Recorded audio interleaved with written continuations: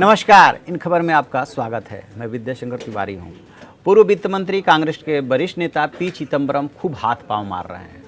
Lower court से लेकर के और सुप्रीम कोर्ट तक जमानत किसी तरह से मिल जाए, लेकिन अदालतों से उनको राहत नहीं मिल पा रही है। सुप्रीम कोर्ट में जो हाई कोर्ट ने आदेश दिया था उसके अगेंस्ट वो चले गए हैं जमानत के लिए, लेकिन अभी सुनवाई दर सुनवाई चल रही है। लगातार वो मामला लंबा खींच रहा है। उन्हें लग रहा था कि शायद जमानत मिल जाएगी, लेकिन जमानत नहीं मिली। अभी सुप्रीम कोर्ट में सुनवाई चल ही रही है। इस बीच में क्या हुआ कि जिस ईडी से वो पहले अपेक्षा कर रहे थे कि वो उन्हें हिरासत में ले ले, तिहाड़ जाने की नौबत न आए, उस दौरान तो ईडी ने मना कर दिया। और अब जो स्पेशल कोर्ट है उसमें उसने अर्जी लगाई थी कि इनकी हिरासत हमें दे दी जाए, और वहाँ से अब ऑर्डर ये हो गया है कि आप इनका हिरासत ले सकते हैं। पहले पूछताछ कीजिए और पूछताछ से बात नहीं बनती है तो आप हिरासत में ले सकते हैं। यानी कि अब पी चिदम्बरम पे ईडी का शिकंजा कसेगा। सुप्रीम कोर्ट से उधर सीबीआई मामले में जमानत नहीं मिली और इधर ईडी ने स्पेशल कोर्ट से हिरासत में ले लिया। मतलब कल जाएगी सुबह, उनसे पूछताछ करेगी, उसके बाद हिरासत में ले लेगी। अब ईडी ने इतनी देरी क्यों की? ईडी ने इतनी देरी इसलिए किया था कि जो भी मामला था वो अब्रॉड का था, कि कितने बैंक खाते खुले, कहाँ से कितना पैसा ट्रांसफ़र हुआ। तो ईडी ने उसको क्रॉस वेरिफिकेशन के लिए अलग अलग देशों में डॉक्यूमेंट भेजा था, जहां से कन्फर्मेशन आने के बाद ईडी इस बात का इंतजार कर रही थी कि किसी तरह से डॉक्यूमेंट मिल जाए, उसके बाद से इनको हिरासत में लेकर के उस डॉक्यूमेंट को दिखा करके पूछताछ की जाए। ईडी के पूछताछ का थोड़ा तरीका भी अलग होता है। तो अब जो है ईडी पी चिदम्बरम को पूछताछ के लिए कल हिरासत में ले लेगी।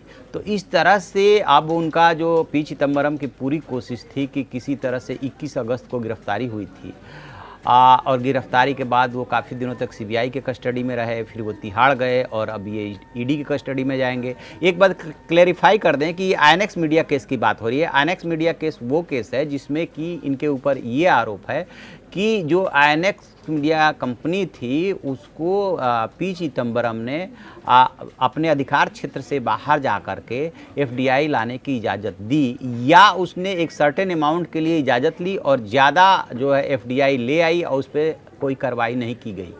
और इसके बदले में इनके बेटे कार्ति चिदम्बरम को आर्थिक लाभ पहुंचाया गया, जिसमें कि पी चिदम्बरम की मिली भगत थी।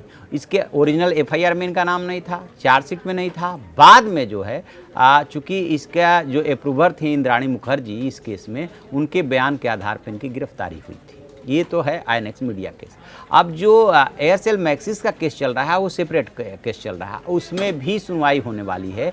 उसमें भी जो एजेंसियां हैं वो हाई कोर्ट जा चुकी है कि इनको जो राहत दी गई है उस राहत को वापस ली जाए। उसमें भी बाप बेटे दोनों, यानी कि पी चिदम्बरम और कार्ति चिदम्बरम, और इसमें भी बाप बेटे दोनों है, पी चिदम्बरम और कार्ति चिदम्बरम। तो इस तरह से अब ईडी ने भी पी चिदम्बरम पे शिकंजा कसा है। अब ईडी वाले मामले में उन्हें अलग से जाना पड़ेगा, अलग से अदालत से राहत मांगनी पड़ेगी, और फिर ये पूरा का पूरा प्रोसेस, जैसे लोअर कोर्ट ने हिरासत दिया, लोअर कोर्ट में फिर से जमानत की अर्जी लगेगी, जितने दिन वो पूछताछ करती है उसके बाद से फिर हाई कोर्ट जाइए, फिर सुप्रीम कोर्ट जाइए। तो इस तरह से जो 2 केसेज हैं एक एक मामले में, वो देखने वाली बात है कि कैसे इससे निजात पाते हैं और कब वो तिहाड़ जेल से छूट पाते हैं। अपनी तरफ से उन्होंने वकीलों की बहुत लंबी चौड़ी और मशहूर वकीलों की फौज खड़ी की है, लेकिन इजाज़त इसलिए नहीं, अदालत से राहत नहीं मिल पा रही है। जो हाई कोर्ट ने इनके खिलाफ टर्न डाउन किया था, इनकी बात नहीं मानी थी, वो सारी बातें मान ली थी, लेकिन ये नहीं मानी थी। ये कहा था कि चूँकि ये प्रभावशाली आदमी है तो बाहर निकल करके जो गवाह हैं उनको प्रभावित कर सकते हैं। अब इसी बात पे सुप्रीम कोर्ट में सुनवाई हो रही है, तो देखते हैं आगे क्या होता है। लेकिन एक बात ये जरूर है कि पी चिदम्बरम को फिर से जो है झटका लग गया और ईडी के हिरासत में उनका जाना अब तय है। तो आप ऐसी खबरों के लिए देखते रहिए हमारा डिजिटल चैनल इन खबर। Thank you. इन खबर चैनल को सब्सक्राइब करें और बेल आइकन दबाना ना भूलें।